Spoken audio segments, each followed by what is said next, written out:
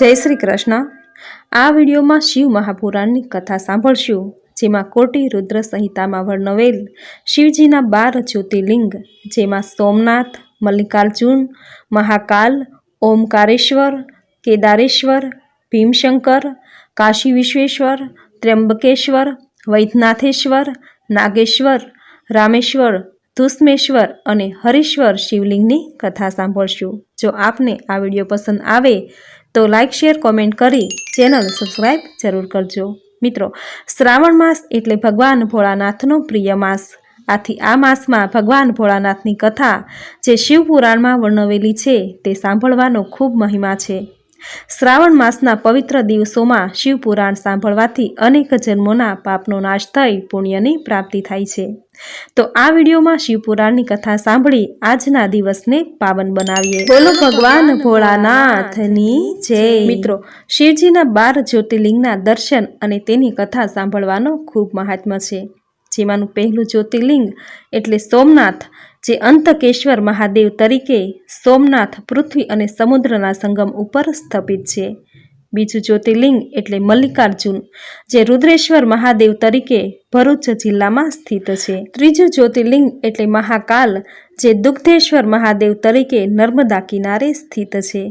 चौथुं ज्योतिर्लिंग एटले ओमकार ज्योतिर्लिंग, जे कदमेश्वर महादेव तरीके बिंदु सरोवरमां स्थित छे। पांचमुं ज्योतिर्लिंग एटले केदारेश्वर ज्योतिर्लिंग, जे भूतेश्वर महादेव तरीके यमुना किनारे स्थित छे। छठुं ज्योतिर्लिंग एटले भीमशंकर ज्योतिर्लिंग, जे भीमेश्वर महादेव तरीके सह्यादि पर्वत उपर स्थित छे। सातमुं ज्योतिर्लिंग एटले विश्वनाथ ज्योतिर्लिंग, जे भीमेश्वर महादेव तरीके काशी क्षेत्र में स्थित छे। आठमुं ज्योतिर्लिंग एटले त्र्यंबकेश्वर ज्योतिर्लिंग, जे भीमेश्वर महादेव तरीके गोदावरीना तट उपर स्थित छे। नवमुं ज्योतिर्लिंग एटले वैद्यनाथ ज्योतिर्लिंग, जे भीमेश्वर महादेव तरीके चित्ताभूमि उपर स्थित छे। 10मुं ज्योतिर्लिंग एटले नागेश्वर ज्योतिर्लिंग, जे भूतेश्वर महादेव तरीके मल्लिका सरस्वतीना तट उपर स्थित छे।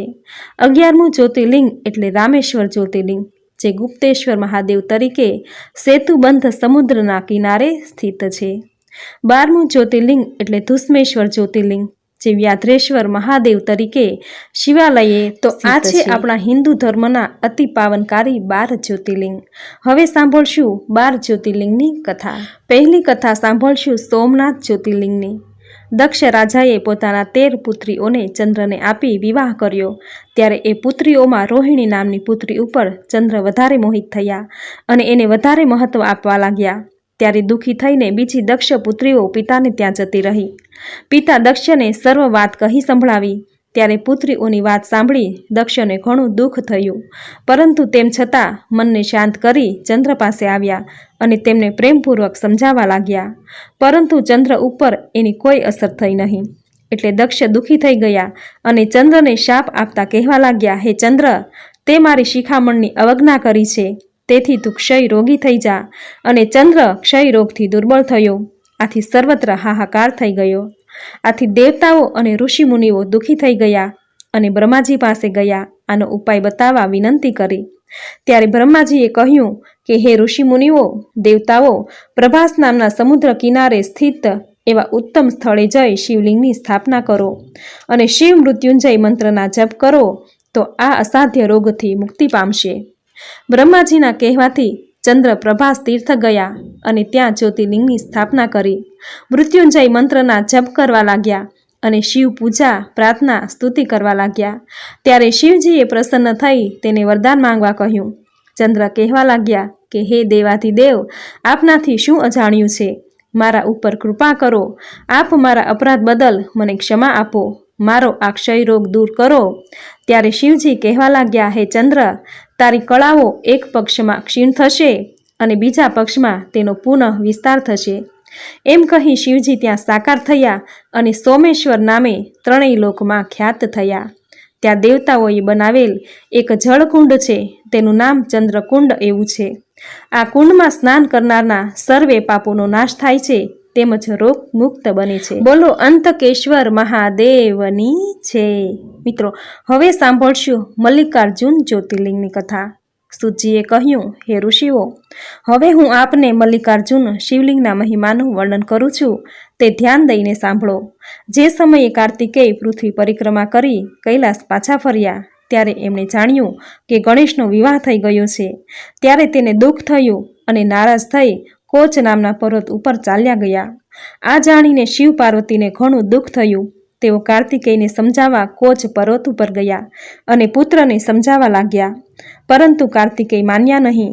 આથી પુત્ર પ્રેમને લઈને શિવ અને પાર્વતી જ્યોતિર્મય રૂપે ત્યાં સ્થિર થયા અને પુત્રના સ્નેહમાં પર્વના દિવસે પુત્રને જોવા ગયા. આવતા જતા રહેતા હતા. એમ અમાસના દિવસે શિવજી ત્યાં જતા અને પૂર્ણિમાને દિવસે પાર્વતી પુત્ર પાસે જતા. એક દિવસથી શિવનું મલ્લિકાર્જુન નામનું શિવલિંગ ત્રિલોકમાં પ્રખ્યાત થયું. આ શિવલિંગના જે દર્શન કરે છે તે તમામ પાપો તાપોથી મુક્ત થઈ જાય છે. આ મલ્લિકાર્જુન નામથી ભગવાન શિવ ત્યાં સ્થિર થયા. બોલો ભગવાન મલ્લિકાર્જુનની જય. હવે સાંભળશું મહાકાલ જ્યોતિર્લિંગની કથા. પૂર્વે એક જ્ઞાની વિદ્વાન બ્રાહ્મણને વેદોનો જાણકાર હતો. તે ઉજાજ પીજા નગરીમાં રહેતો હતો. તે શિવ ભક્ત હોવાથી શિવ પૂજનમાં રત રહેતો. આ બ્રાહ્મણને 4 પુત્રો હતા. આ ચારેયના નામો આ પ્રમાણે હતા: દેવપ્રિય, પ્રિયમેઘા, સુકૃત, સુવ્રત. આ સમયે રતિમાલ પર્વત ઉપર એક મહાદુષ્ટ બળવાન દૂષણ નામનો દૈત્ય રહેતો હતો.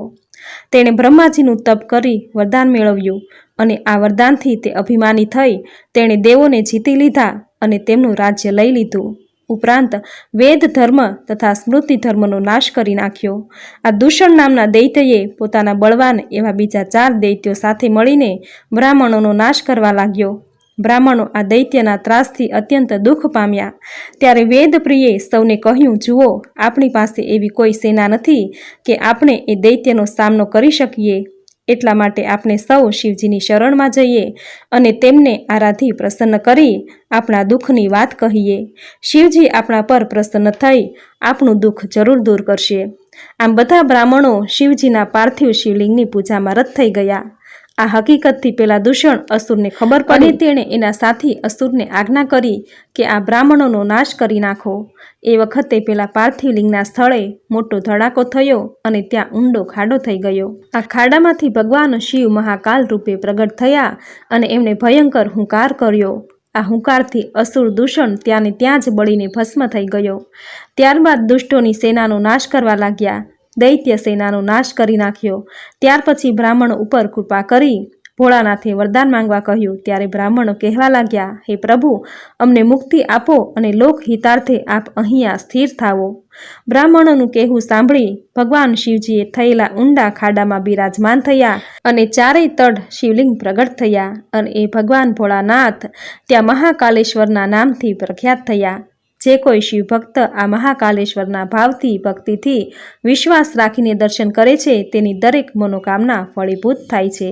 બોલો ભગવાન મહાકાલેશ્વરની જય. તો મિત્રો, હવે સાંભળશું ઓમકારેશ્વર જ્યોતિર્લિંગની કથા. નારદ મુનિ વિંધ્યાચલ પર્વત ઉપર જઈને ત્યાં ભગવાન ભોળાનાથનું ભાવ અને ભક્તિથી પૂજન કરવા લાગ્યા. એ સમયે વિંધ્યાચલ પર્વત ગર્વથી કહેવા લાગ્યો કે મારામાં બધું જ છે. આમ જ્યાં નારદજી સામે બોલ્યા કે નારદથી એક મોટો નિશાસો નખાઈ ગયો. વિંધ્યાચલે નિશાસો નાખવાનું શું કારણ છે એવું નારદજીને પૂછતા નારદ કહેવા લાગ્યા, હે વિંધ્યાચલ, તું કહે છે તેમ તારામાં બધું છે, તેમ છતાં મેરુ નામનો પર્વત તારા કરતાં ઘણો ઊંચો છે અને દેવોમાં તેનો ભાગ થાય છે. આ જ વસ્તુ તારામાં નથી, એટલે મારાથી નિશાસો નખાઈ ગયો. નારદજીના વચનો સાંભળી વિંધ્યાચલને ઘણું દુઃખ થયું. એ જ સમયે તેણે શિવજીને આરાધવાનું શરૂ કર્યું. તેણે 6 માસ સુધી શિવજીનું તપ કર્યું. ત્યારે શિવજી પ્રસન્ન થયા અને કહેવા લાગ્યા, વરદાન માંગ. ત્યારે વિંધ્યાચલે 2 હાથ જોડી પ્રણામ કરતા શિવને કહ્યું, હે પ્રભુ, આપ અહીંયા સ્થિર થાવો. વિંધ્યાચલની ઈચ્છાથી ભગવાન ભોળાનાથ ત્યાં ઓમકારનું એક જ લિંગ હતું. તે 2 લિંગમાં પરિણમ્યું. એ પ્રણવ ઓમકારમાં રહે અને બીજું ઓમકાર નામથી મહાદેવ રૂપ થયું. આમ આ 2 શિવલિંગો શિવ ભક્તોની મનોકામના પૂર્ણ કરનાર અને મોક્ષ ગતિને આપનારા થયા. બોલો ઓમકારેશ્વર મહાદેવની જય. તો મિત્રો, હવે સાંભળશું કેદારેશ્વર જ્યોતિર્લિંગની કથા. સૂતજી કહેવા લાગ્યા, હે ઋષિ મુનિઓ, નર નારાયણ નામના વિષ્ણુ ભગવાનના જે 2 અવતારો છે તે બંને અવતારો બદ્રિકાશ્રમમાં તપ કરે છે. એ બંનેને શિવજીનું પાર્થિવ લિંગ બનાવી અને શિવજીને પ્રાર્થના કરી, પ્રભુ, આ પાર્થિવ લિંગમાં આપ સ્થિત થાવો. ત્યારે ભગવાન પ્રતિદિન એમના બનાવેલા પાર્થિવ લિંગમાં આવતા અને પૂજિત થતા. એમના આ તપથી ભગવાન શિવે પ્રસન્ન થઈ કહ્યું, તમારી પૂજા ભક્તિથી હું તમારા ઉપર પ્રસન્ન છું, માટે વરદાન માંગો. ત્યારે નર નારાયણ લોકહિતાર્થે ભગવાનને કહ્યું, પ્રભુ, આપ પ્રસન્ન થયા હો તો આ જ સ્વરૂપે અહીં સ્થિત થાવો. નર અને નારાયણના અનુરોધ અને ઈચ્છાથી પ્રભુ હિમાલયના એ કેદાર તીર્થમાં જ્યોતિર્લિંગ રૂપે સ્થિર થયા અને બંનેની પૂજાથી ભગવાન શિવ લોકો ઉપર કૃપા કરવા લાગ્યા તથા પોતાના ભક્તોના દર્શન આપવા માટે પોતે કેદારેશ્વર નામથી પ્રસિદ્ધ થયા. બોલો કેદારેશ્વર મહાદેવની જય. મિત્રો, હવે સાંભળશું ભીમશંકર જ્યોતિર્લિંગની કથા. કેદારેશ્વર જ્યોતિર્લિંગનો સૂતજીએ ઋષિમુનિઓનો મહિમા કહી સંભળાવ્યો. ત્યાર પછી સૂતજી બોલ્યા, હે મુનિવરો, હવે હું તમને ભીમશંકર જ્યોતિર્લિંગનો મહિમા કહી સંભળાવું છું. તે મનમાં ભક્તિભાવ રાખી તમે સૌ સાંભળો. પૂર્વે એક મહાબળવાન અને પરાક્રમી રાક્ષસ થયો હતો, જેનું નામ ભીમ હતું. આ ભીમ રાક્ષસ લોકોને ઘણો ત્રાસ આપતો અને ધર્મનો ધ્વંસ કરતો. કરકટી નામની એક રાક્ષસીને જોઈને રાવણના ભાઈ કુંભકર્ણએ એના ઉપર બળાત્કાર કરી લંકા ભાગી ગયો અને તેનાથી અભિમાન નામનો રાક્ષસ કરકટીના ઉદરેથી જન્મ્યો. માતા અને પુત્ર એ સમયે સહ પર્વત ઉપર રહેતા હતા. એકવાર આ રાક્ષસ ભીમે એની માતાને પૂછ્યું, હે માતા, મારા પિતા કોણ છે અને તેઓ અત્યારે ક્યાં છે? ભીમે પૂછેલા સવાલથી માતા કરકટી દુઃખી થઈ અને બોલી, બેટા, તારા પિતાનું નામ વિરાધ છે. તેઓને રામે મારી નાખ્યા છે અને તેમના મૃત્યુથી હું મારા માતા પિતાને ત્યાં રહેવા લાગી હતી. એકવાર મારા માતા પિતા અગસ્ત્ય મુનિના શિષ્યનું ભક્ષણ કરવા ગયા. ત્યારે મુનિએ બંનેને પોતાના યોગ બળે વાળીને ભસ્મ કરી નાખ્યા. ત્યારથી હું એકલી રહેતી હતી. તે સમયે રાવણનો નાનો ભાઈ કુંભકર્ણ મને એકલી અને અસહાય જાણી મારા પર મોહિત થઈ બળજબરીપૂર્વક મારી સાથે સમાગમ કરી લંકા ભાગી ગયો. ત્યાર પછી તારો જન્મ થયો. હે બેટા, જેવા તારા પિતા મહાબળવાન છે તેવો જ તું તેજ પ્રતાપી અને મહાબળવાન થા. પોતાની માતાની આ વાત સાંભળી ભીમ ક્રોધિત થઈ પોતાના પિતા તથા નાના નાનીના મૃત્યુનો બદલો લેવાનો વિચારથી બ્રહ્માજી પાસેથી વરદાન મેળવવા માટે ઘોર વનમાં જઈ તપ કરવા લાગ્યો. આમ 1000 વર્ષ સુધી ભીમે કઠોર તપ કર્યું. આથી બ્રહ્માજી તેના પર પ્રસન્ન થઈ વરદાન આપવા માટે તત્પર થયા. ભીમે બ્રહ્માજી પ્રસન્ન થયા જાણી વરદાન માંગ્યું કે, હે દેવ, મને એવું બળ આપો કે તેની તુલના જગતમાં થાય. બ્રહ્માજીએ તથાસ્તુ કહી અદૃશ્ય થઈ ગયા. ભીમ વરદાન મેળવી પોતાની માતા પાસે આવી કહેવા લાગ્યો, માં, હવે તું જોઈશ કે હું કેવો મહાબળવાન છું. ત્યાર પછી ઇન્દ્રાદિ દેવતાઓ સાથે યુદ્ધ કરી તેમને હરાવી સ્વર્ગમાંથી હાંકી કાઢ્યા. વિષ્ણુ ભગવાને પણ યુદ્ધ કરી જીતી લીધા. ત્યાર પછી કામરૂ દેશના રાજવી એવા સુદક્ષિણને ત્યાં યુદ્ધમાં હરાવી તેનું વર્ચસ્વ લૂંટી બંદી બનાવ્યા. આ સુદક્ષિણ રાજા મહાન શિવ ભક્ત હતા, એટલે કેદખાનામાં પણ તેણે ભગવાન સદાશિવનું પાર્થિવ લિંગ બનાવી લિંગ પૂજન ભક્તિમાં લીન રહેવા લાગ્યા. આ રાજાની પત્ની પણ શિવ ભક્ત હતા. આ સુદક્ષિણા નામની રાજાની પત્નીએ શિવ પૂજન કરી શિવ ધ્યાનમાં રહેવા લાગી. રાજા અને રાણીના ભક્તિ ભાવે ભગવાન શિવ પ્રસન્ન થયા. ત્યારે સુદક્ષિણ રાજાએ ભીમ નામના દૈત્યનો નાશ કરવા માટે શિવજીને પ્રાર્થના કરી. શિવે કહ્યું, હું એ અભિમાની ભીમનો નાશ કરીશ. હવે એ સમયે શિવ પૂજન કરતા સુદક્ષિણને જોઈ તેના કોઈ દૈત્યએ ભીમની પાસે જઈ વાત કરી. ત્યારે ભીમ ક્રોધિત થઈ હાથમાં ખડગ લઈ રાજાને મારી નાખવા માટે આવ્યો. તે સમયે ભગવાન શિવે પ્રગટ થઈ તેના ખડગના ટુકડા કરી નાખ્યા. ત્યારે ભીમે ત્રિશૂળ ફેંક્યું. ત્રિશૂળના પણ શિવજીએ અનેક ટુકડા કરી નાખ્યા. તે સમયે નારદજી ત્યાં આવ્યા અને ભગવાનને કહેવા લાગ્યા, પ્રભુ, આ દૈત્યનો સત્વરે નાશ કરી નાખો. અને શિવજીએ એક ભયાનક હુંકાર કર્યો. આ હુંકારથી અગ્નિ પ્રગટ થયો અને ભીમ તથા તેના તમામ રાક્ષસોને બાળી ભસ્મ કરી નાખ્યા. ભીમનો નાશ થવાથી દેવો ઋષિમુનિઓમાં આનંદ વ્યાપી ગયો. તેઓ સૌ શિવજીની સ્તુતિ કરવા લાગ્યા. પછી ભગવાનની સ્તુતિ કરી કહેવા લાગ્યા, પ્રભુ, આપ અહીંયા સ્થિર થાઓ. ભગવાન શિવ ભીમશંકર નામે ત્યાં સ્થિત થયા આ જ્યોતિર્લિંગ ભીમેશ્વર અથવા ભીમશંકર નામે પ્રખ્યાત થયું અને લોકોની મનોકામના આ લિંગના દર્શન થતાં જ પરિપૂર્ણ થાય છે. બોલો ભીમ જ્યોતિર્લિંગ મહાદેવની જય. મિત્રો, હવે સાંભળશું કાશી વિશ્વેશ્વર જ્યોતિર્લિંગની કથા. સૂતજી કહેવા લાગ્યા, હે મુનિવરો, પ્રભુને જ્યારે એકમાંથી બે થવાની ઈચ્છા જાગી ત્યારે તેઓ પોતે સુગુણ સ્વરૂપ લઈ શિવ કહેવાયા અને બીજા સ્વરૂપે સ્ત્રી થયા તે શક્તિ કહેવાયા. આમ બંનેએ આકાશવાણી સાંભળી કે તમારે બંનેએ તપ કરવું જોઈએ, તેનાથી એક સર્વશ્રેષ્ઠ સૃષ્ટિનું સર્જન થશે. ત્યારે તે પુરુષે પ્રભુને કયા સ્થાને તપ કરવું એમ પૂછ્યું. એટલે શિવજીએ આકાશમાં એક ઉત્તમ નગરીની રચના કરી, જે નગરીમાં બધા જ જરૂરી ઉપકરણોથી સજ્જ હતી. ત્યાં વિષ્ણુએ સૃષ્ટિ રચનાથી ભાવનાથી શિવજીનું તપ કર્યું અને અતિ પરિશ્રમને લઈને અનેક જળધારાઓ વહેવા લાગી. આથી આખું આકાશ વ્યાપ્ત થઈ ગયું. તેનાથી ત્યાં બીજું કશું નજરે ચડતું ન હતું. ત્યારે આનાથી પ્રભાવિત થઈ વિષ્ણુ બોલ્યા, આ તે કેવી અદ્ભુત વસ્તુ જણાયા કરે છે. અને આશ્ચર્ય સાથે એમણે પોતાનું મસ્તક ધૂણાવ્યું. ત્યારે એમના કાનમાંથી એક મણિ ખરી પડ્યો.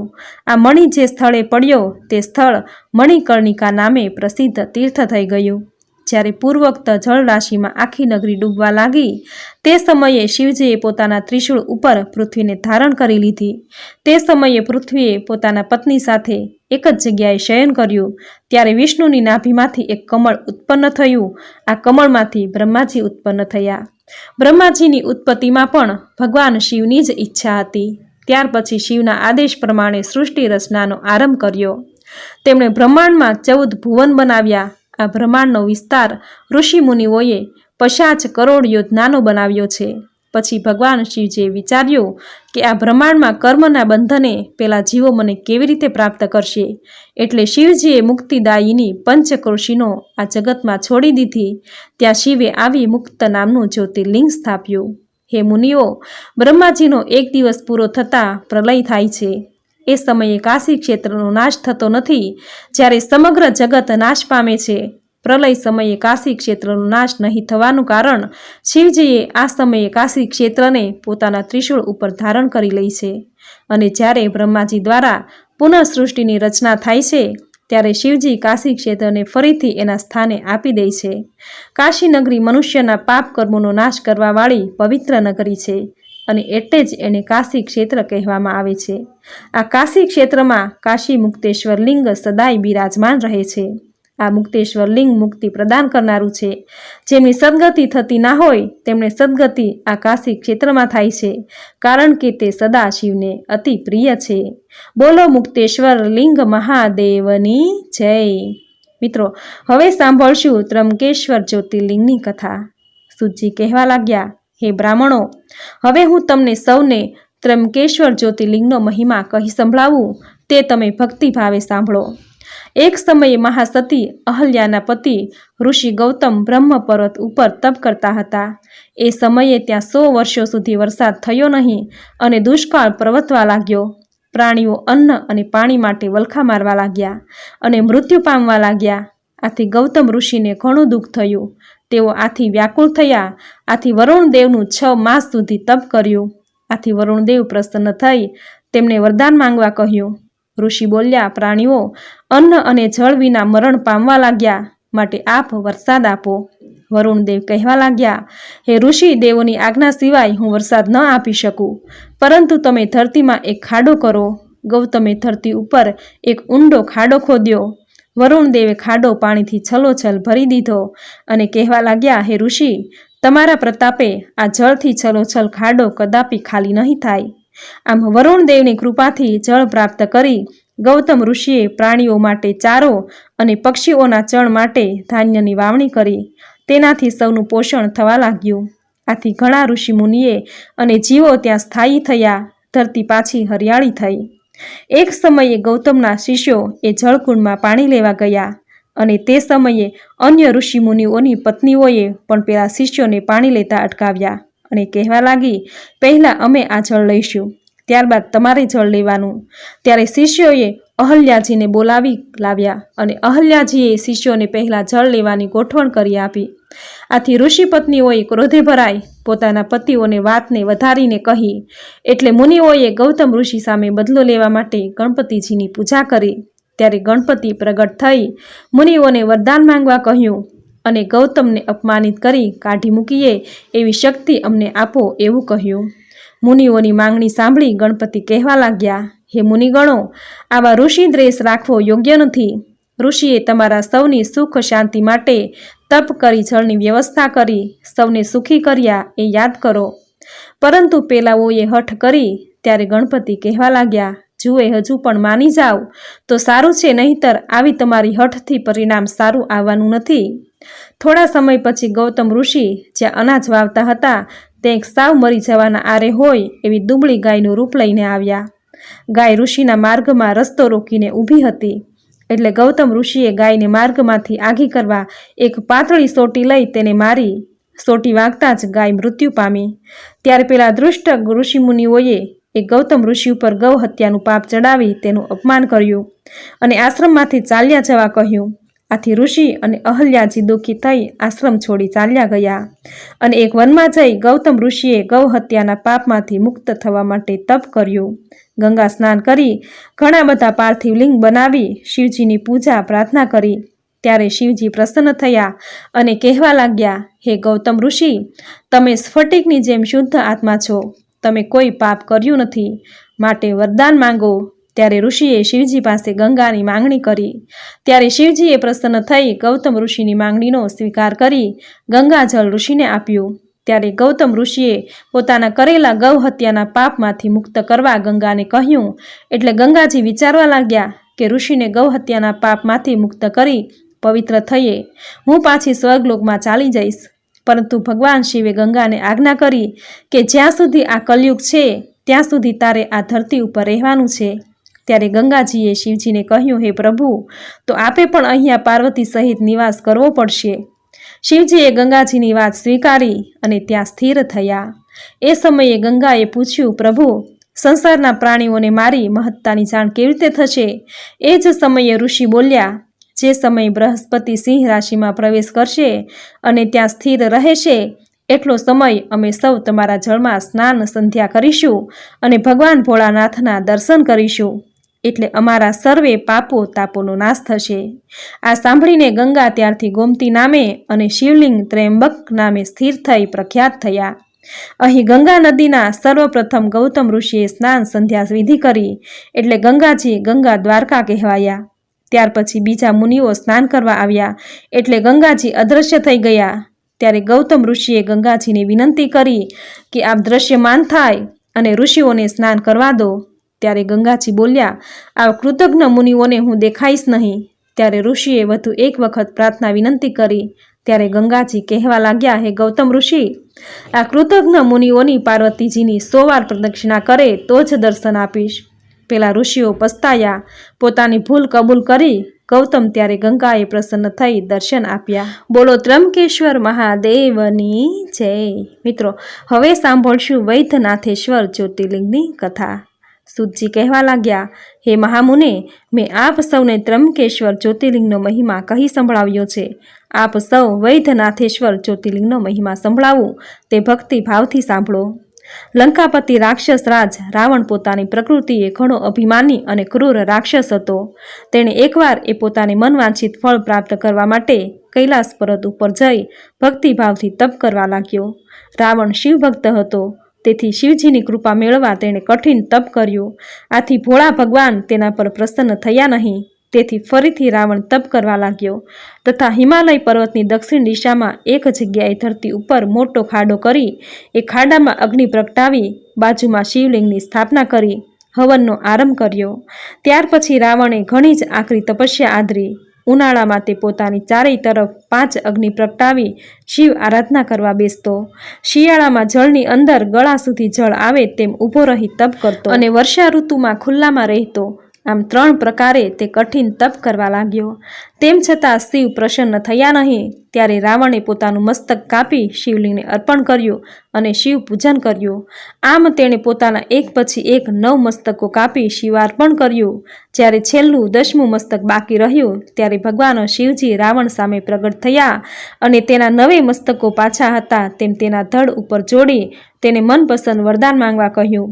એટલે રાવણ બોલ્યો, પ્રભુ, હું આપને મારી સાથે લંકા લઈ જવા આવ્યો છું.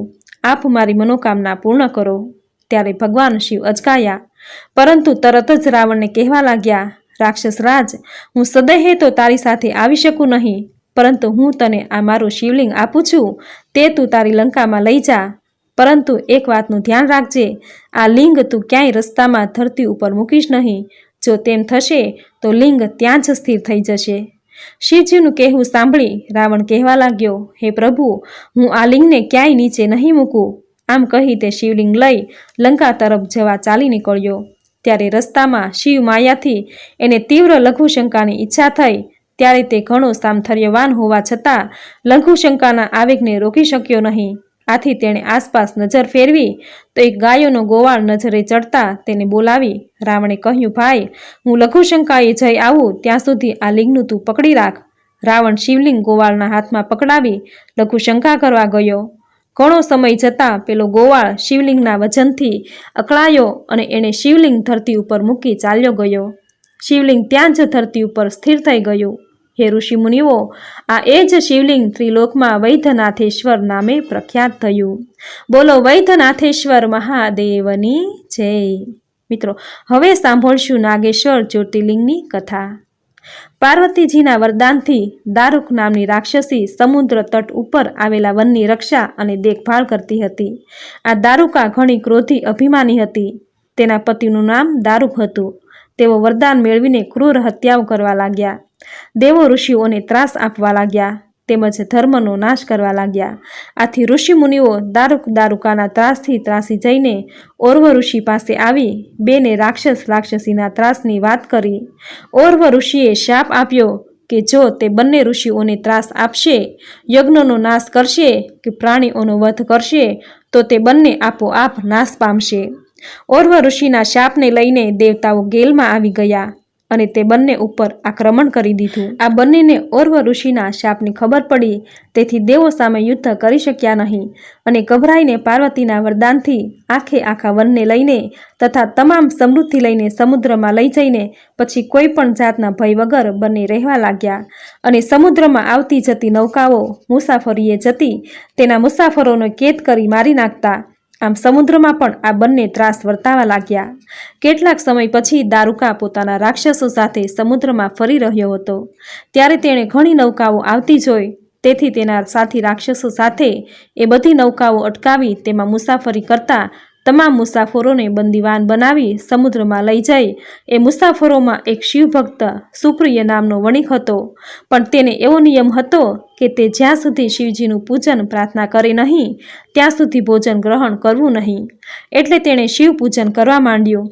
સાથે તેણે અન્ય કેદીઓને પણ શિવલિંગનું મહાત્મ્ય સમજાવ્યું અને શિવજીનું પૂજન કરવા કહ્યું. આથી અન્ય કેદીએ પણ શિવજીનું પૂજન કરવા લાગ્યા. આ વાતની દારૂક દૈત્યને ખબર પડવાથી ધુઆ ફુવા થયો ત્યાં આવ્યો અને સુપ્રિયને તથા અન્ય કેદીઓને શિવ પૂજન બંધ કરો, નહીંતર તમને સૌને હું મારી નાખીશ, આવી રાક્ષસી વાણી બોલ્યો.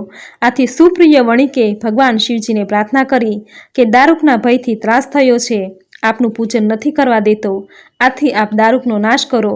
સુપ્રિયની પ્રાર્થના સાંભળી શિવનું ત્યાં જ ધરતીમાંથી મંદિર સહિત પ્રગટ થયા અને સુપ્રિય વણિકને પશુ પ્રાસ્ત આપ્યું. સુપ્રિય વણિકે આ દિવ્ય શિવજીએ આપેલા પાશુપતાસ્ત્રથી દૈત્યનો નાશ કર્યો.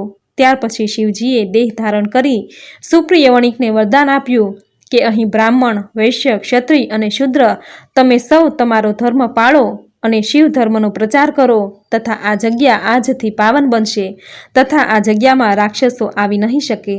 આ બાજુ દારૂકા રાક્ષસણાએ દેવી પાર્વતીજીનું સ્મરણ કરી પોતાના વંશની રક્ષા કરવા વિનંતી કરી. દારૂકાની વિનંતીથી પાર્વતીજીએ શિવજીને કહ્યું, હે નાથ, આપે આપેલું વચન આ યુગના અંતે સત્ય થશે, ત્યાં સુધી તામસી સૃષ્ટિ અખંડ રહો. મારું આ વચન સિદ્ધ કરો, કારણ કે દારૂકા મારી જ શક્તિ છે. એટલે રાક્ષસીઓ દ્વારા જે પુત્રો ઉત્પન્ન થાય તે ભલે આ વનમાં નિવાસ કરે, આટલું મારું વચન સિદ્ધ કરો. શિવજીએ પાર્વતીની ઈચ્છા પૂર્ણ કરતા કહ્યું, ઠીક, તમારી ઈચ્છા પૂર્ણ થાવો અને હું પણ અહીંયા જ નિવાસ કરીશ. કળયુગના અંતમાં મહાસેનનો પુત્ર મારો પરમ ભક્ત બનશે. ત્યાર પછી શિવ પાર્વતી જ્યોતિર્લિંગ રૂપે નાગેશ્વર અને નાગેશ્વરી રૂપે પ્રસિદ્ધ થયા. બોલો નાગેશ્વર મહાદેવની જય. મિત્રો, હવે સાંભળશું રામેશ્વર જ્યોતિર્લિંગની કથા. પૃથ્વીનો ભાર હળવો કરવા, ઋષિ મુનિઓ, દેવોને રાક્ષસોના ત્રાસમાંથી મુક્ત કરવા, રાક્ષસરાજ રાવણનો અન્ય રાક્ષસો સાથે વિનાશ કરવા માટે ભગવાને અયોધ્યામાં દશરથ મહારાજને ત્યાં કૌશલ્યાજીના પુત્ર તરીકે ભગવાન રામ અવતર્યા. પિતાના વચનને ખાતર શ્રી રામ વનમાં આવ્યા. ત્યારે પંચવટીમાં નિવાસ કર્યો. તે સમયે રાક્ષસરાજ રાવણ તેની પત્ની સીતાનું હરણ કરી લંકા ઉપાડી ગયો. ત્યારે રામ લક્ષ્મણ સીતાની શોધ કરવા નીકળ્યા. કિષ્કિંધા નગરે આવ્યા. સુગ્રીવ સાથે હનુમાનજીના કહેવાથી મિત્રતા કરી. વાલીના ત્રાસમાંથી સુગ્રીવનું રક્ષણ કર્યું. ત્યાર પછી હનુમાનજી તથા સુગ્રીવની સહાયતાથી સીતાની શોધ કરી. હનુમાનજીએ સમાચાર આપ્યા. રામે લંકા ઉપર ચઢાઈ કરી. સમુદ્ર તટે શિવજીનું પાર્થિવ લિંગ બનાવી 3 દિવસ સુધી શિવ પૂજન કર્યું. પછી સમુદ્રમાં સેતુ બાંધી લંકાના રાવણને હરાવી તેનો નાશ કર્યો. સીતાજીને પરત લાવ્યા. આમ શ્રી રામ દ્વારા સમુદ્ર તટે શિવજીનું પાર્થિવ લિંગનું સ્થાપન પૂજન કર્યું અને શિવજીને વિનંતી કરી કે આપ અહીંયા લિંગ રૂપે સ્થિર થાવો.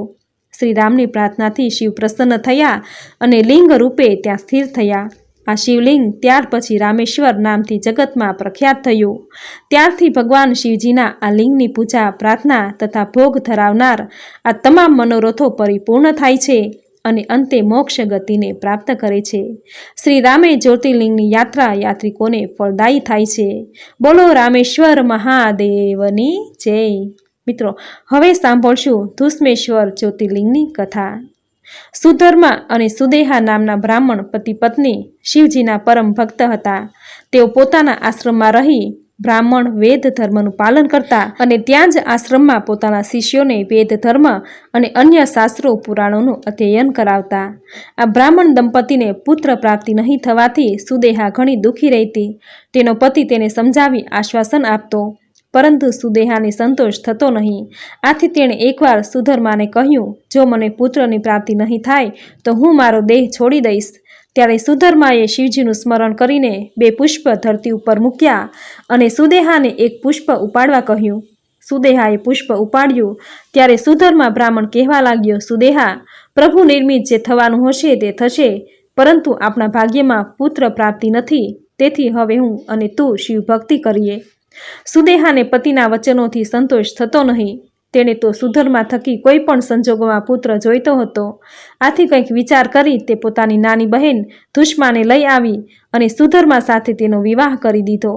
આ ધુષ્મા પણ શિવ ભક્ત હતી, એટલે તે રોજ શિવજીના 100 પાર્થિવ લિંગ બનાવી તેનું પૂજન અર્ચન કરી પછી જળમાં પધરાવી આવતી. આ ક્રિયા ભક્તિમાં તે એક પણ દિવસ ખાલી જવા દેતી નહીં. આથી ભગવાન ભોળાનાથ પ્રસન્ન થયા અને એમની કૃપા દ્રષ્ટિથી ધુષ્માને પુત્ર રત્ન પ્રાપ્ત થયું. પુત્ર મોટો થતાં ધુષ્માએ તેનો વિવાહ કર્યો. પુત્રવધુ ઘરમાં આવી. આથી સુદેહા ઈર્ષ્યાની આગમાં સળગવા લાગી, કેમ કે હવે ધુષ્માના માન પહેલાં કરતાં અધિક થયા હતા. આમ ઈર્ષ્યાને લઈને સુદેહા અઘટિત કાર્ય કરવા તત્પર થઈ. એટલે એક રાત્રિના સૌ નિંદ્રાધીન હતા ત્યારે સુદેહા હાથમાં તલવાર લઈ ધુષ્માનો પુત્ર જ્યાં સૂતો હતો ત્યાં જઈ તેના તલવાર વડે ટુકડા ટુકડા કરી નાખ્યા અને તે ટુકડા એકઠા કરી ધુષ્મા જે સરોવરમાં શિવલિંગ પધરાવતી હતી તે સરોવરમાં નાખી આવી અને ચૂપચાપ ઘરમાં આવી સૂઈ ગઈ. સવારે ધુષ્માની પુત્રવધુએ ઉઠીને જોયું તો પોતાના પતિને પલંગ ઉપર જોયો નહીં અને તેની પથારી લોહીથી લથપથ જોઈ. આ જોઈ કલ્પાંત કરવા લાગી. ધુષ્મા ત્યાં આવી અને જોયું, પરંતુ તે શાંત ચિત્તે પુત્રવધુને કહેવા લાગી, બેટા, તું કલ્પાંત ના કર. જે કાંઈ બનવાનું છે તે પ્રભુ કૃપાથી બનવાનું જ છે. આમ પુત્રવધુને સાંત્વન આપ્યું. રોજના નિયમ મુજબ ધુષ્માએ પાર્થિવ લિંગો બનાવી તેનું પૂજન પ્રાર્થના કરી અને સરોવરમાં પધરાવા ગઈ. સરોવરમાં લિંગ પધરાવી પાછી ફરી તો પોતાના પુત્રને સરોવરના કિનારે ઊભેલો જોયો. ધુષ્માએ શિવજીનો ઉપકાર માન્યો, સ્તુતિ કરી પુત્રને ભેટી પડી. ત્યારે પુત્ર કહેવા લાગ્યો, હે માતા, મારું તો મૃત્યુ જ થઈ ગયેલું, પરંતુ તમારી શિવ ભક્તિ અને તમારા પુણ્યના પ્રતાપે જ હું જીવિત થયો છું. ત્યાં જ ભોળા શિવ શંભુ પ્રગટ થયા અને ધુષ્માને કહેવા લાગ્યા, ઈર્ષ્યાયુક્ત તારી મોટી બહેને જ તારા પુત્રને મોતને ઘાટ ઉતારી આ જ સરોવરમાં નાખી દીધો હતો. આ દુષ્કર્મને લઈને હું હવે તેનો વધ કરીશ. ત્યારે ધુષ્માએ શિવજીને વિનંતી કરી કે મારી બહેનને માફ કરી દો અને આપ મારી પ્રાર્થના પૂજનથી પ્રસન્ન થયા છો, આથી અહીંયા જ રહો. શિવજીએ ધુષ્માની પ્રાર્થનાનો સ્વીકાર કર્યો અને ધુર્મેશ્વર નામે પ્રખ્યાત થયા. બોલો ધુર્મેશ્વર મહાદેવની જય। હવે સાંભળશું હરીશ્વર શિવલિંગની કથા। પુરાણ કાળે રાક્ષસો અત્યંત બળવાન થઈ ગયા હતા। ત્યારે દેવોને ઘણો ત્રાસ આપવા લાગ્યા, ધર્મ ધ્વંસ કરવા લાગ્યા। ત્યારે સર્વ દેવો ભગવાન વિષ્ણુ પાસે જઈ રાક્ષસોનો ત્રાસ ઘણો વધી ગયો છે, અમારું જીવવું દુષ્કર થઈ પડ્યું છે। હે ભગવાન વિષ્ણુ, આપ કોઈ ઉપાય કરી રાક્ષસોનો નાશ કરો। ત્યારે દેવોની વાત જાણી વિષ્ણુ ભગવાન શિવજી પાસે જઈ એમની પૂજન ભક્તિ કરી તપ કરવાથી તમારા સંકટો દૂર થઈ જશે, આમ કહી પોતે પણ દેવતાઓ સાથે કૈલાસ ઉપર આવ્યા અને માનસરોવરમાંથી કમળો લાવી શિવજીને અર્પણ કરી પૂજન કરવા લાગ્યા। એક મંત્ર બોલે અને એક કમળ ફૂલ શિવજીને અર્પણ કરે। ત્યારે શિવજીએ વિષ્ણુની પરીક્ષા કરી, એક કમળ ખૂટ્યું। વિષ્ણુએ શોધ્યું પરંતુ કમળ જડ્યું નહીં। આથી પોતાનું નેત્ર કમળ એટલે કે આંખ ચઢાવવા જ્યાં વિષ્ણુ પોતાનું નેત્ર કાઢવા જાય છે ત્યાં જ ભગવાન શિવ પ્રગટ થયા અને બોલ્યા, શબૂર, હે વિષ્ણુ, હું તારા પર પ્રસન્ન થયો છું, માંગો, તમારે જે માંગવું હોય તે માંગો। વિષ્ણુ ભગવાને દૈત્યોના ત્રાસની વાત કરી। શિવજીએ એ સમયે વિષ્ણુને સુદર્શન ચક્ર આપ્યું। આ ચક્રથી વિષ્ણુ ભગવાને તમામ દૈત્યોનો વધ કર્યો। બોલો હરીશ્વર મહાદેવની જય। તો મિત્રો, આપણે સાંભળી 12 જ્યોતિર્લિંગની કથા અને તેનું મહાત્મ્ય।